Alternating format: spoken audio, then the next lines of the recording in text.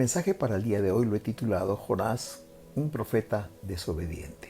Vamos a leer el primer capítulo. Todo este primer capítulo, que tiene 17 versículos, es un poco largo, pero creo que debemos leerlo. Da un marco teórico al mensaje que vamos a tener en este día. Dice así la palabra de Dios. Vino palabra de Jehová a Jonás, hijo de Amitai, diciendo: levántate y ve a Nínive, aquella gran ciudad, y pregona contra ella, porque ha subido su maldad delante de mí.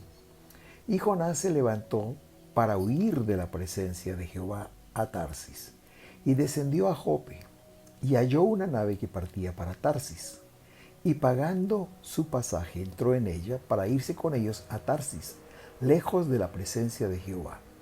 Pero Jehová hizo levantar un gran viento en el mar, y hubo en el mar una tempestad tan grande que se pensó que se partiría la nave. Y los marineros tuvieron miedo, y cada uno clamaba a su Dios, y echaron al mar los enseres que había en la nave, para descargarla de ellos. Pero Jonás había bajado al interior de la nave, y se había echado a dormir. Y el patrón de la nave se le acercó y le dijo: ¿qué tienes, dormilón? Levántate y clama a tu Dios, quizás Él tendrá compasión de nosotros y no pereceremos. Y dijeron cada uno a su compañero: venid y echemos suertes, para que sepamos por qué causa, y por causa de quién nos ha venido este mal. Y echaron suertes, y la suerte cayó sobre Jonás. Entonces le dijeron ellos: decláranos ahora por qué nos ha sobrevenido este mal. ¿Qué oficio tienes? ¿Y de dónde vienes? ¿Cuál es tu tierra? ¿Y de qué pueblo eres? Y él le respondió: soy hebreo, y temo a Jehová, Dios de los cielos, que hizo el mar y la tierra.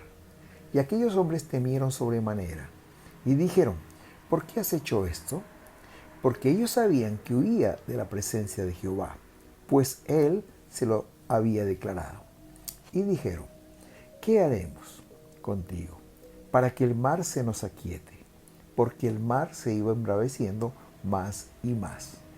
Él le respondió: tomadme y echadme al mar, y el mar se os aquietará, porque yo sé que por mi causa ha venido esta gran tempestad sobre vosotros.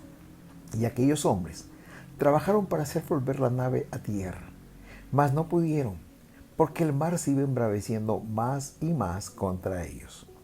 Entonces clamaron a Jehová y dijeron: te rogamos ahora, Jehová, que no perezcamos nosotros por la vida de este hombre, ni pongáis sobre nosotros la sangre inocente, porque tú, Jehová, has hecho como has querido.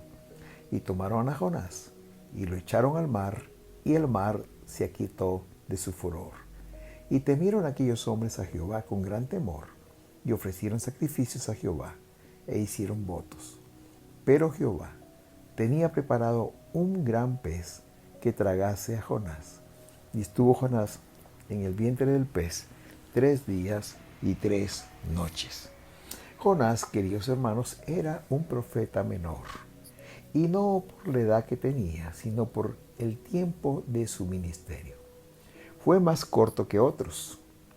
Hay profetas que le llamamos mayores, como Isaías, Jeremías, Ezequiel, Daniel, y hay otro grupo al que le llamamos profetas menores, como Joel, Nahum, Abdías, Miqueas, y entre ellos está Jonás. La historia de Jonás se encuentra en el libro que lleva su nombre. Este libro es uno de los más cortos de la Biblia. Tiene solo 4 capítulos y solo 48 versículos en total. Les animo para que lo lean todo y tengan una idea de lo que dice todo este libro.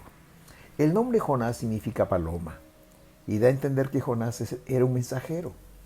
No era su mensaje, el mensaje de Jonás. Él tenía que dar el mensaje de Dios. Realmente la Biblia no habla mucho de Jonás. Solo hay pocos detalles de él. Por ejemplo, el capítulo 1, versículo 1 dice que fue hijo de Amitai. Y en Segunda de Reyes, capítulo 14, versículo 25, dice que era de Gat-Hefer, una ciudad ubicada a 5 kilómetros al noreste de Nazaret. Realmente estos son todos los datos biográficos que se tiene de él. Por supuesto, se sabe que él fue llamado por Dios para ser un profeta en el pueblo de Israel. Y él ministró ahí el pueblo de Israel, mientras que el rey Jeroboam II fue el rey de Israel. El evento más importante de la vida de Jonás fue cuando Dios lo llamó a predicar a Nínive.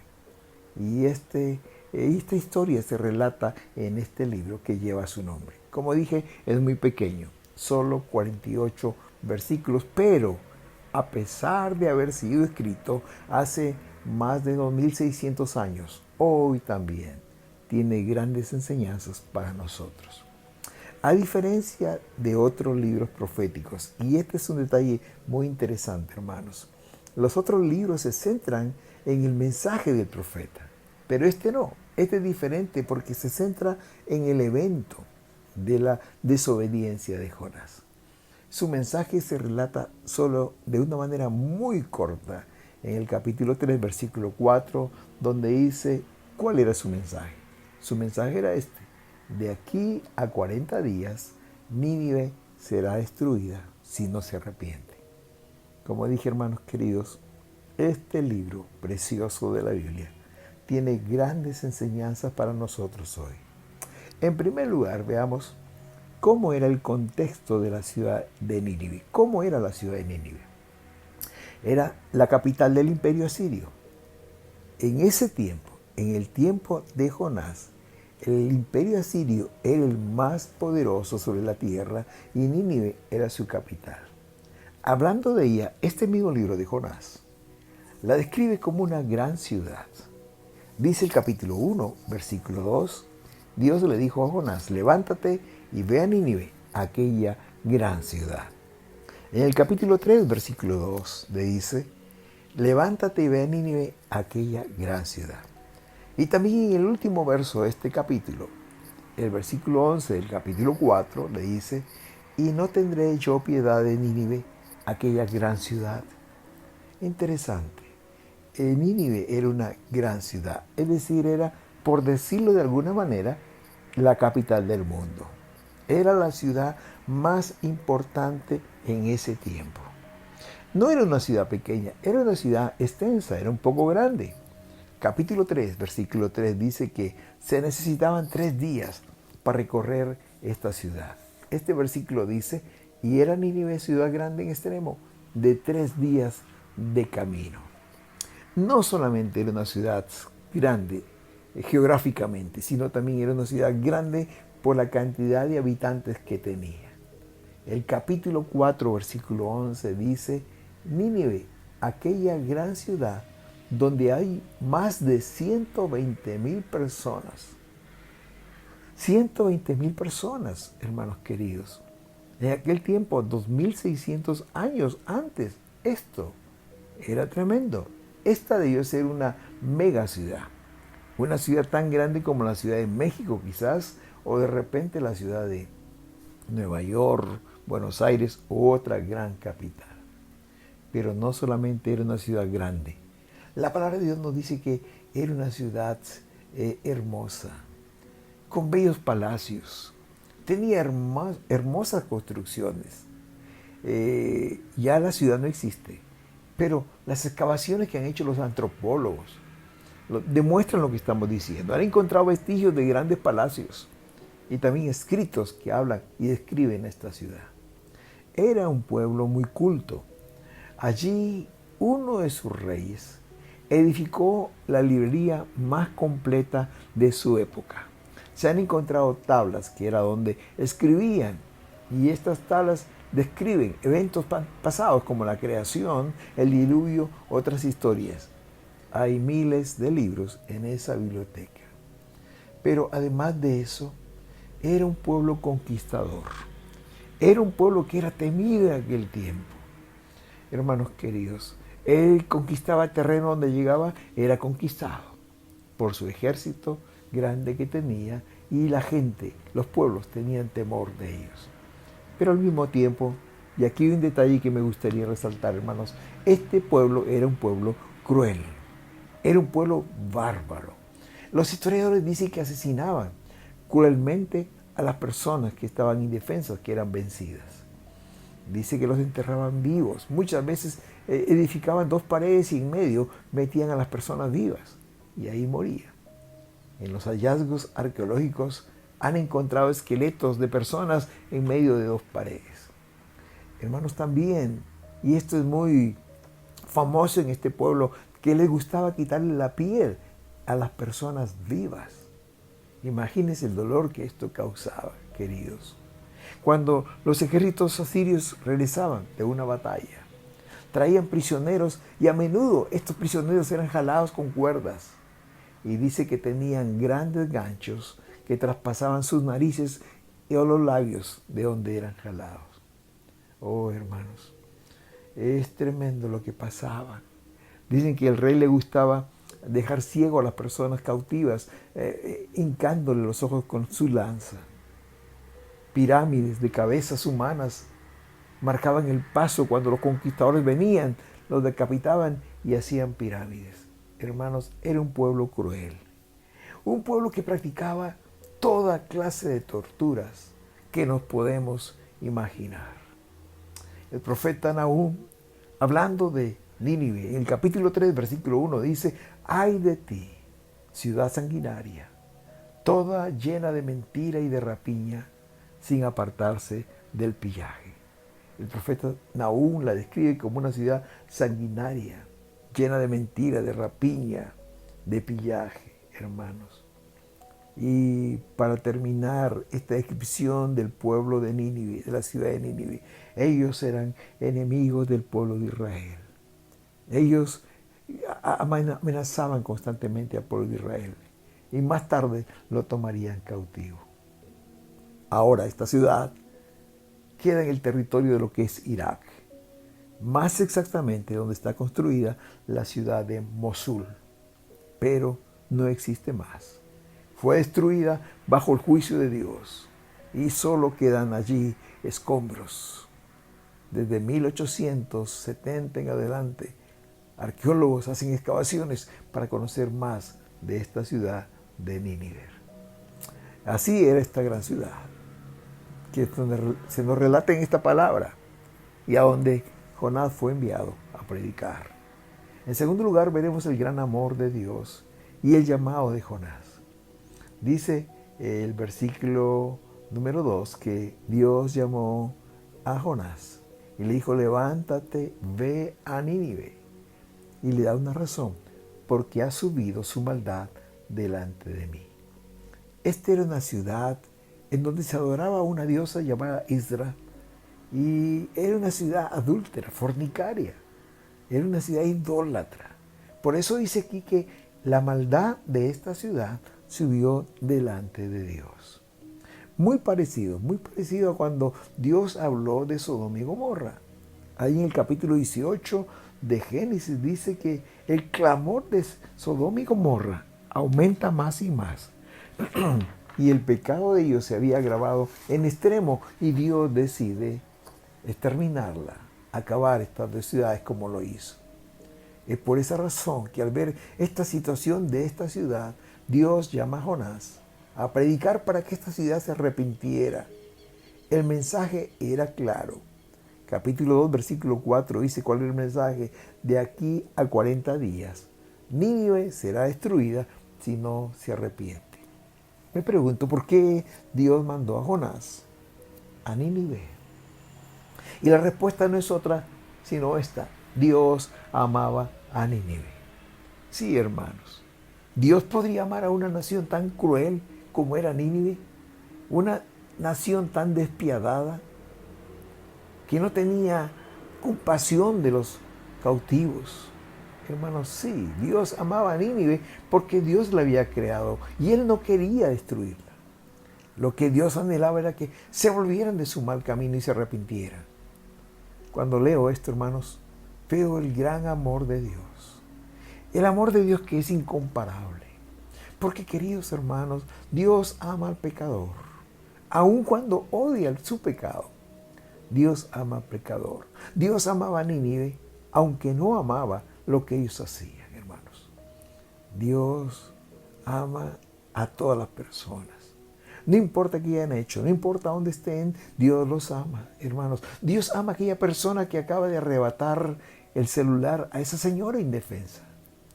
Dios ama a aquella persona que acaba de asesinar a su prójimo. Dios ama al narcotraficante, hermanos queridos. Dios ama a aquellos que han tomado las armas en un grupo subversivo. Dios ama a aquel que roba los alimentos a los niños en las escuelas.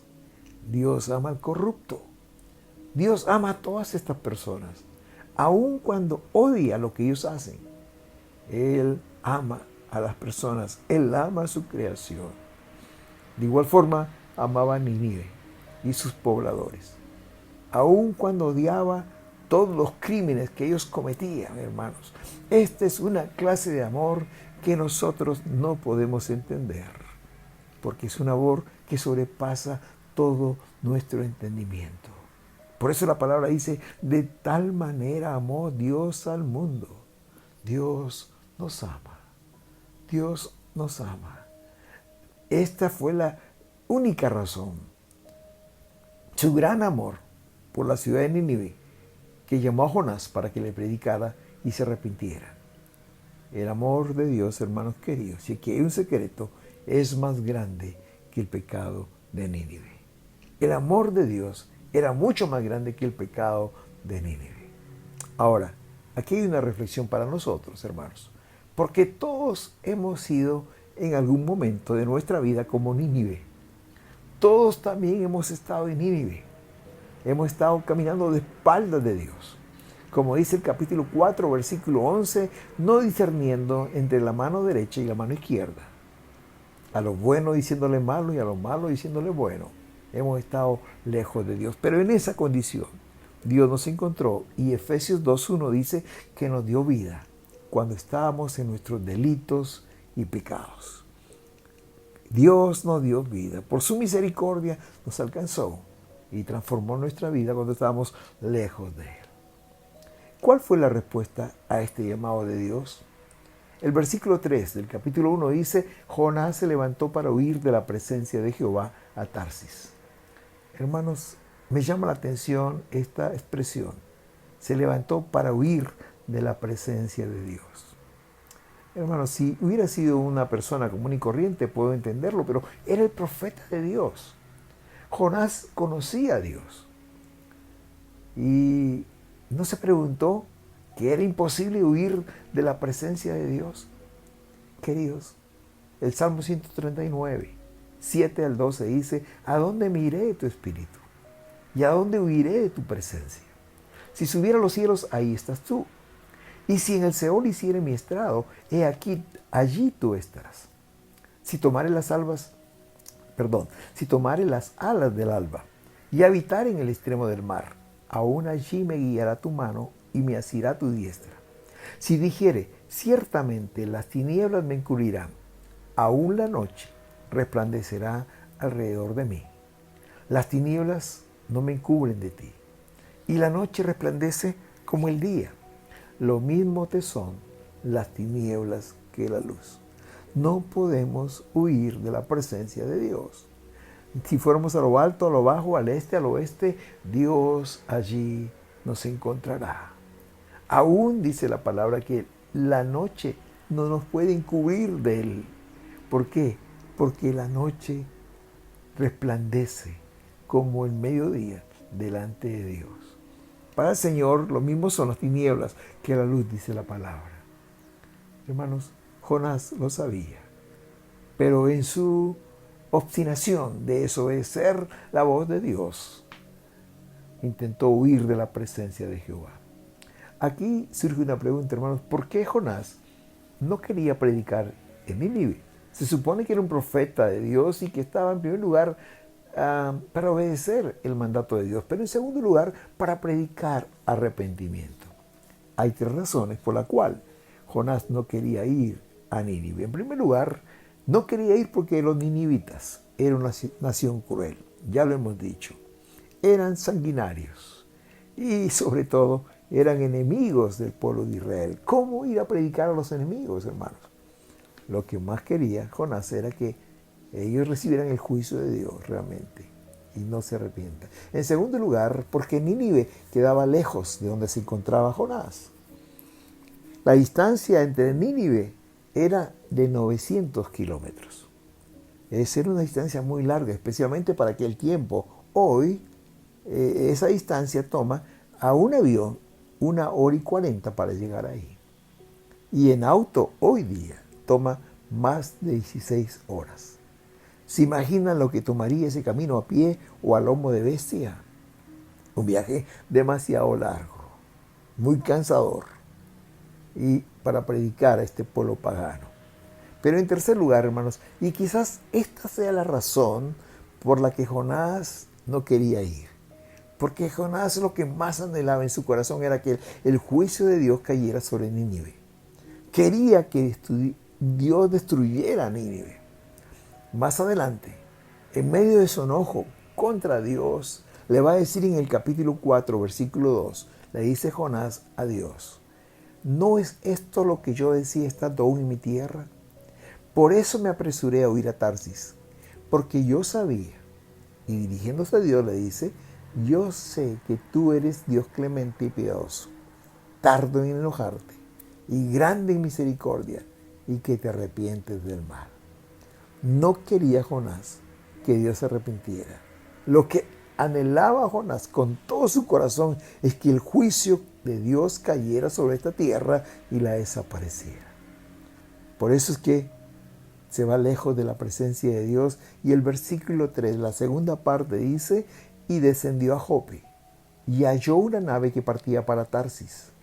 Y pagando su pasaje, entró en ella para irse con ellos a Tarsis, lejos de la presencia de Jehová. Hermanos, Dios llamó a Jonás a Nínive, que queda al este de Israel, y va a Tarsis, que queda al oeste, en la costa que ahora es España. Al hacer esto, Jonás estaba intentando alejarse lo más que podía de Nínive y también del llamado de Dios. Hermanos, como sabemos, en aquel tiempo España era el fin del mundo.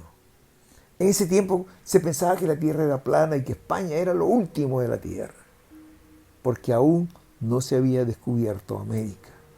Esto se hizo en 1492. Muy interesante, hermanos. Jonás no quería ir a Nínive porque estaba lejos, porque quedaba a 900 kilómetros. Pero Tarsis queda a 4000 kilómetros al oeste. Hermanos queridos, podemos decir que a 900 kilómetros estaba el hacer la voluntad de Dios, y a 4000 kilómetros la dirección contraria a la voluntad de Dios. Siempre que desobedecemos al Señor, el camino es más largo y más tortuoso, hermanos. Imagino que una vez que llegó a este barco, hermanos, que llegó a Jope inclusive, Jonás estaba cansado. Quizás en su mente retumbaba el llamado de Dios. Pero una vez que estuvo en el barco, dice la palabra que Jonás bajó al interior de la nave a dormir. Quizás en ese momento pensó: ya todo está arreglado. Ya se acabó el llamado de Dios. Ahora yo me voy a Tarsis, lejos de la presencia de Dios. Queridos hermanos, no olvidemos que la Biblia dice en Gálatas 6:7: no os engañéis, Dios no puede ser burlado. ¿Cuántas veces nosotros también nos portamos como Jonás? Hacemos exactamente lo opuesto a la voluntad de Dios. Y a veces inclusive nos atrevemos a decir: si Dios no quiere que vaya, me lo va a impedir. Hermanos queridos, no nos engañemos, querida iglesia. Dios no siempre nos impide estar fuera de la voluntad de Dios, como lo hizo hasta ahora con Jonás. En tercer lugar, vamos a ver que la desobediencia produce tormenta en nuestras vidas. El versículo 4 dice: pero Jehová hizo levantar un gran viento en el mar, y hubo en el mar una tempestad tan grande que se pensó que se partiría la nave. Queridos, la desobediencia siempre trae como consecuencia una tormenta. Era tan fuerte esta tormenta que el versículo 5 dice que los marineros tuvieron miedo y cada uno de ellos comenzó a clamar a su Dios. Y aun cuando no se calmaba el mar, dice que echaron los enseres que había en la nave al mar para quitarle peso, para descargarla. Hermanos queridos, esto nos enseña que las tormentas no solo nos afectan a nosotros, a quienes hemos cometido esta desobediencia, sino también a todos los que nos rodean. Interesante, dice que echaron al mar los enseres que había en la nave. Hubo una gran pérdida.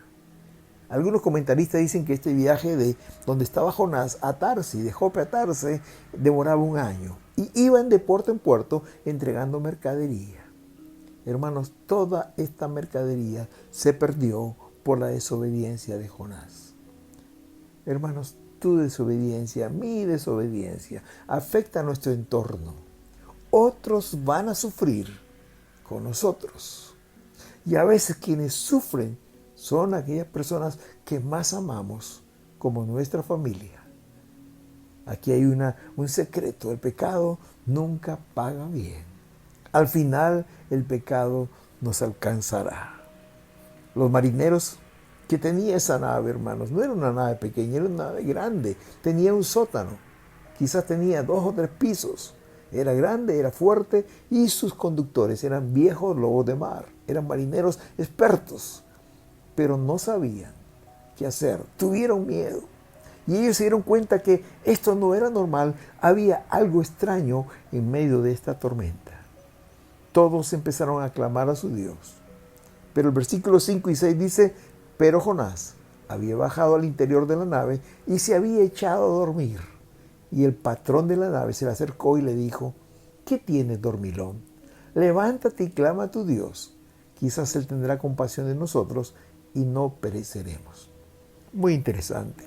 Mientras que todas las personas en la nave clamaban a sus dioses, Jonás dormía. Saben, queridos hermanos, el pecado adormece a la gente. Todo se puede estar destruyendo alrededor. Y la gente, las personas que han cometido el pecado no se dan cuenta. Y esto pasaba con Jonás. Todos asustados y él estaba durmiendo. Pero lo que me llama la atención aquí, hermanos queridos, es que qué vergüenza tuvo que pasar Jonás, hermanos. Un impío, un pagano, el capitán de esta nave, le dijo al profeta de Dios que debería orar. Aquí literalmente podríamos decir, las piedras estaban hablándole a Jonás. Lamentablemente, por más que hacían, nada mejoraba. Todo iba de mal en peor. Y de pronto uno de los marineros tuvo una idea. El versículo 7 dice: venid y echemos suertes para que sepamos por qué causa o por causa de quién nos ha venido este mal. Y echaron suertes y la suerte cayó sobre Jonás. No dice la Biblia cuál fue el método que usaron. Alguien ha sugerido que fue una botella que le dieron vuelta y el pico señaló a Jonás. Pero cualquiera haya sido el método, hermanos, el veredicto estaba dado. La suerte cayó sobre Jonás. Imagino cómo se habrá sentido Jonás. Quizás se sintió descubierto. Y comenzaron a interrogarlos después de esto. Versículos 8 al 10 le dijeron: ¿qué oficio tienes? ¿De dónde vienes? ¿Cuál es tu tierra? ¿De qué pueblo eres? Y él les dijo: yo soy hebreo, temo a Dios de los cielos, que hizo el mar y la tierra. Y aquellos hombres dice que tuvieron un gran temor. ¿Por qué? Porque ellos sabían que Jonás huía de la presencia de Jehová, porque él lo había manifestado. Y ellos le dijeron: ¿por qué hiciste esto? Queridos hermanos, cuando escucharon la respuesta de Jonás se aterraron. Pero la pregunta más difícil que le hicieron fue: ¿qué haremos contigo para que el mar se nos aquiete? Porque cada momento el mar estaba peor.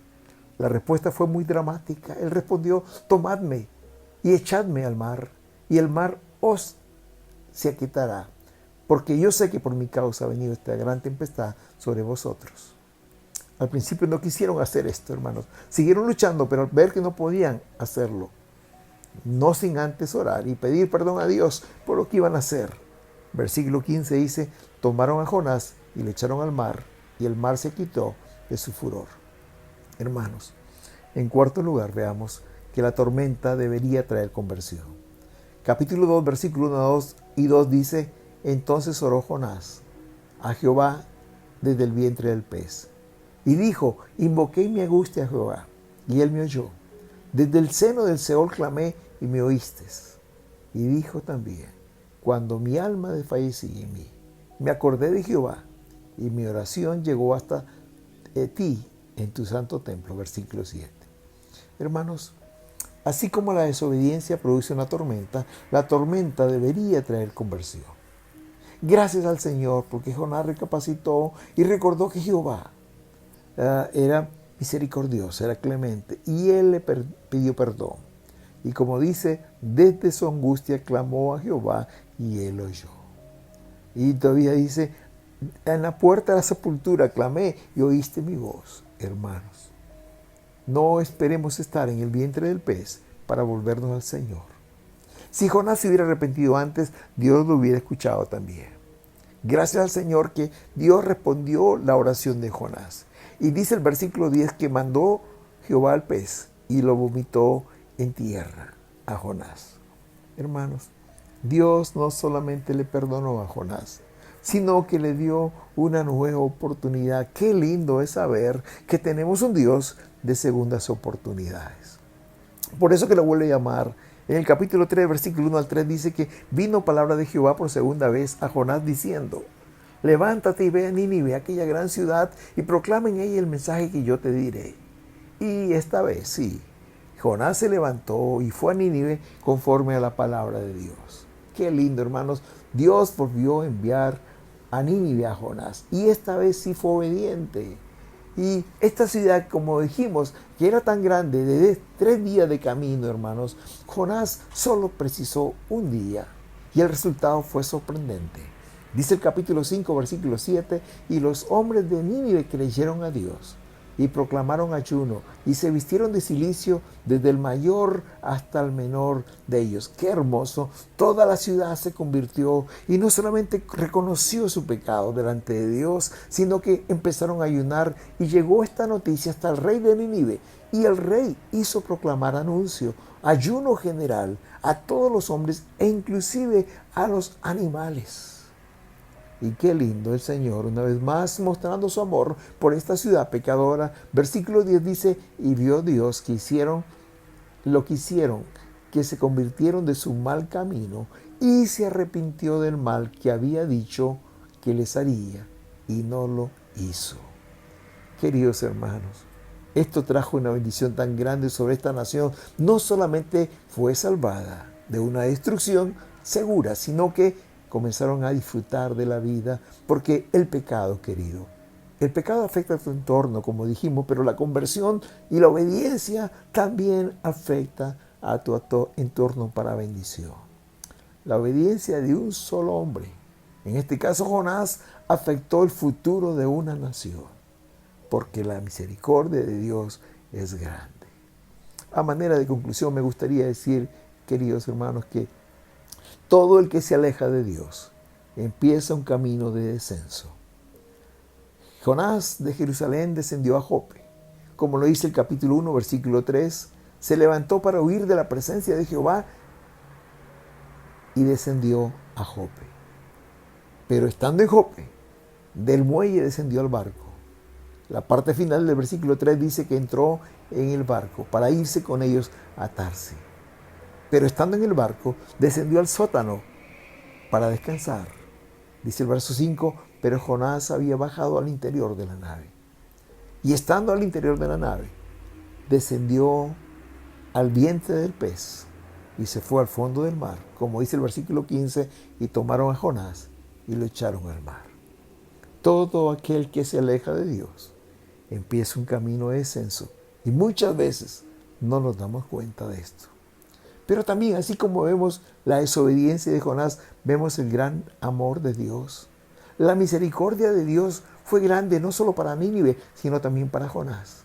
Porque frente a este descenso de Jonás están los peros de Dios. Dios va a usar cualquier recurso para que sus propósitos se cumplan y que nosotros reaccionemos de nuestro mal camino. Dice el versículo 4, pero Jehová hizo levantar un gran viento en el mar. Y hubo en el mar una tempestad tan grande que se pensó que se partiría la nave. Este pero de Jehová nos dice que levantó una gran tormenta como un llamado de atención para que Jonás escuchara y se diera cuenta de su rebeldía. Jonás no se dio cuenta. Versículo 17 está el otro pero de Dios. Dice, pero Jehová tenía preparado un gran pez que se tragase a Jonás. Hermanos, pero tampoco Jonás, aun cuando él reconoció su pecado delante del capitán y los marineros, él no se arrepintió ahí, tuvo que estar en el vientre del pez para arrepentirse. Los peros de Dios son llamados de atención. ¿Cuántas veces en el camino de descenso, de pecado, Dios nos habla, pero no tenemos oídos para escuchar su mensaje? Hoy también, hermanos, hoy también, muchas veces Dios nos habla y no le escuchamos su voz. Y es posible que en este tiempo te encuentres en camino descendente como Jonás. Recuerda, Dios te está hablando. Dios te está mostrando señales y te está diciendo, vuelve a mí, vuelve a mi camino. Yo tengo un plan mejor para ti. Pero también, queridos hermanos, así como el Señor nos llama a volver a su camino, hoy también hay muchos que están en Nínive.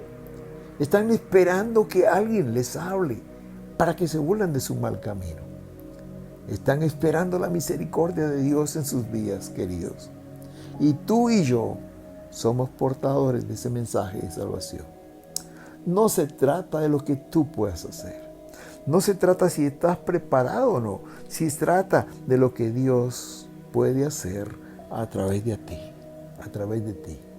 Levántate hoy y ve a aquellas personas que Dios te está llamando a hablarles del amor de Dios. Si quizás Dios tenga misericordia de ellos y transforme sus vidas como lo hizo contigo y conmigo. Oremos. Gracias, Padre, por tu palabra. Gracias, Señor, porque tu amor es tan grande, incomprensible. No lo podemos entender, pero sí lo podemos gozar, experimentar. Gracias, Señor, porque tú amas a Nínive. Y así también hoy amas al pecador, aunque odies el pecado. Gracias, Señor, porque tú levantas hombres y mujeres para ir en rescate de ellos. Oh Padre, gracias por la enseñanza que nos das con la vida de Jonás, un hombre que en un principio te desobedeció, pero tu amor fue más grande y de diferente manera le hablaste y los trajiste al camino correcto. Gracias, Señor, porque tú perdonaste la maldad de Nínive, porque tú perdonaste a Jonás y le diste una nueva oportunidad. Hoy te pedimos perdón, Señor, si nos hemos alejado de tu voluntad, si hemos intentado huir de tu presencia, si hemos desobedecido tu palabra, perdónanos. Pero ayúdanos, Señor, para levantarnos y ir con este mensaje de esperanza a tantas personas que lo necesitan hoy en día como lo necesitaban en Nínive. Tú eres clemente y misericordioso y tú transformarás esas vidas como lo hiciste con esta gran ciudad. Usa mi vida, Señor. La pongo al servicio tuyo en el nombre de Jesús. Amén y amén. Que Dios te bendiga, queridos hermanos. Nos vemos la próxima semana. Amén.